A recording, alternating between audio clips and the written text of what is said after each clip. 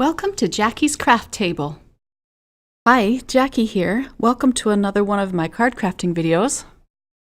This is a card I made for Altenew's August 2016 Inspiration Challenge. I posted this month's inspiration photo on my blog at jackiescrafttable.com.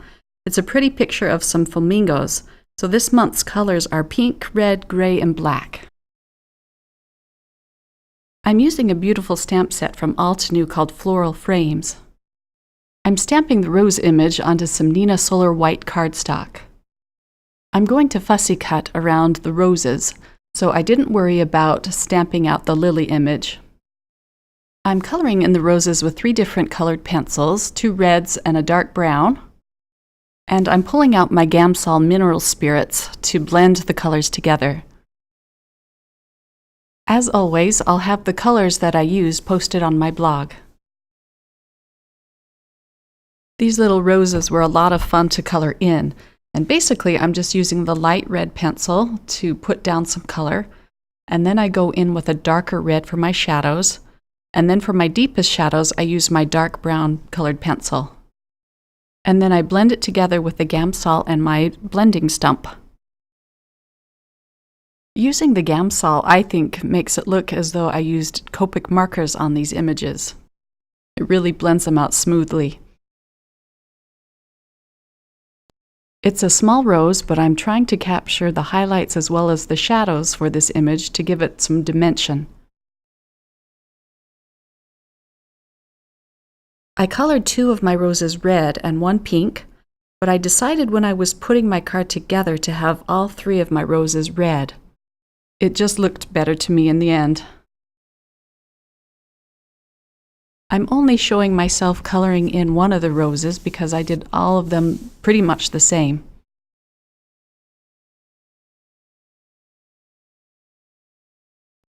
For the leaf on the rose, I only used 2 green colored pencils. I clean off my blending stump with some sandpaper to get all of the red off before I start blending the green on my leaf. To finish off the rose, I'm using my white Jelly Roll pen to add in some more highlights. I love these Jelly Roll pens. I have one in black and white, and they really help to make your images pop. I'm going to carefully fussy cut this out. After that's done, I swipe along the edges of my image to cover up all of the white cardstock.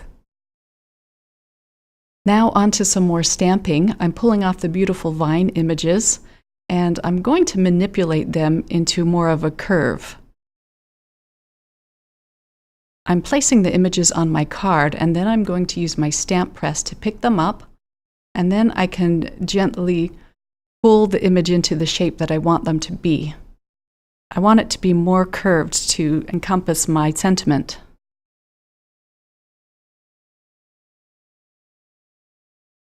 I'm using more intense black ink here, and then I'm going to stamp the image onto my card panel.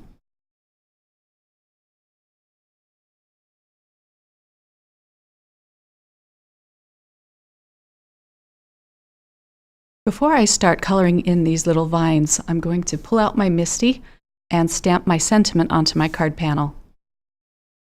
This sentiment is also from this stamp set. It says, "Have a beautiful day."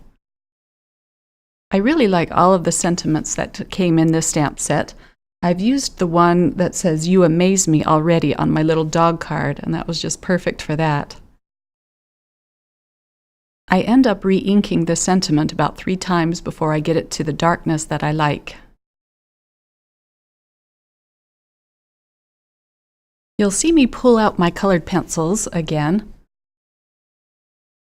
I store them in the same kind of plastic box that I use for my zigs, and it works great for my zig markers, but for some reason it just does not work with the colored pencils. I thought it would work great for them, but it's just not working out. If you have any ideas, leave me a comment on how you store your colored pencils. I'd love to hear your ideas. I'm using 2 different colors of green to color in my vines. I'm not using the Gamsol on these vines because the leaves are so small. I'm going in with a darker colored pencil to shade it in and to give it just a little touch of dimension.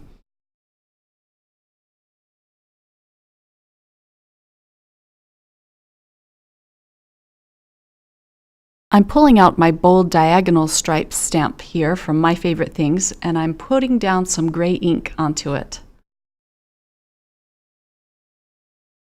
This stamp wouldn't fit in my mini Misty, and so I'm being careful to apply a lot of ink.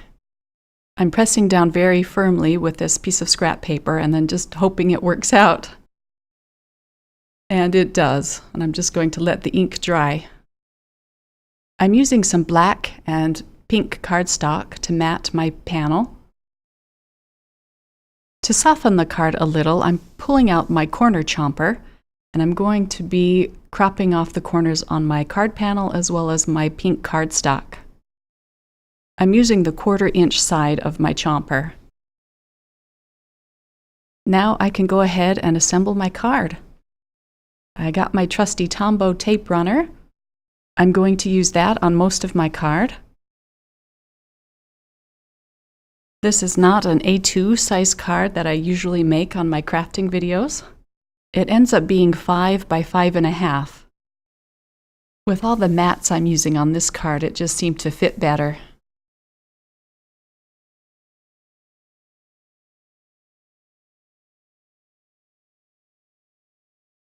Now I can position the roses onto the front of my card. I'm using my Tombow tape runner for 2 of those.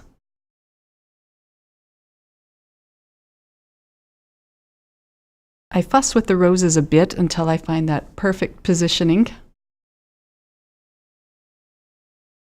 The 3rd rose, I use some foam squares to prop it up to give it a bit of dimension.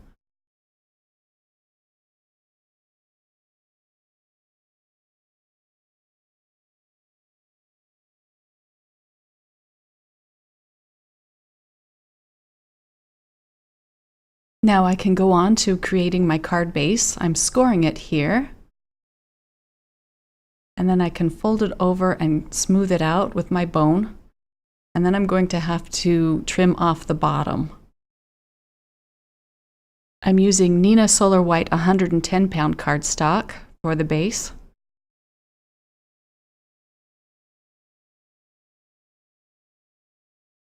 I hope you enjoyed this card crafting video. Let me know if you liked it by giving me a thumbs up.